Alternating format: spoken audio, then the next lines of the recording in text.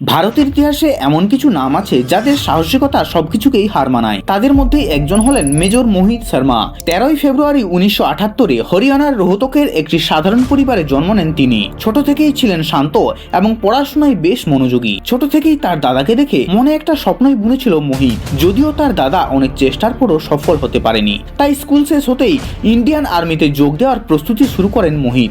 এনডিএতে ভর্তি হওয়া তার জীবনের প্রথম বড় জয়। তারপর ইন্ডিয়ান মিলিটারি একাডেমিতে সমস্ত রকম পরিস্থিতিতে টিকে থাকার কঠোর ট্রেনিং নেন তিনি এবং পরবর্তী সময়ে তিনি যোগ দেন ভারতের সবচেয়ে কঠিন ইউনিট প্যারা এসএফে।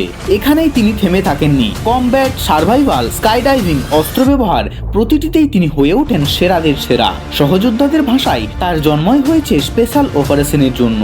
এবং 2004 সালে আসে সবচেয়ে বিপজ্জনক অধ্যায়। কাশ্মীরের জঙ্গি ঘাঁটিতে তিনি নিজের পরিচয় বদলে যোগদান করেন এবং তাদের বিশ্বস্ত হয়ে ওঠেন এবং ধীরে ধীরে এক এক করে খতম করে দিতে থাকেন কুখ্যাত জঙ্গিদের। 2009 সালে হাফিজ আলীর নেতৃত্বে একটি জঙ্গি দল বড় হামলার পরিকল্পনা করে এবং এই দলকেই আটকানোর দায়িত্বে থাকেন মেজর মোহিত শর্মা। প্রতিটি জঙ্গি ঘাঁটি এক এক করে উড়িয়ে দেয় তার টিম এবং এই যুদ্ধের মাঝেই তিনি গুলিবিদ্ধ হন। তাও পিছিয়ে আসেননি তিনি। সমস্ত জঙ্গিদের শেষ করে যখন মোহিত শর্মাকে হাসপাতালে নিয়ে যাওয়া হচ্ছিল, তখনই ভারত মাতা হারায় তার এক বীর সন্তানকে।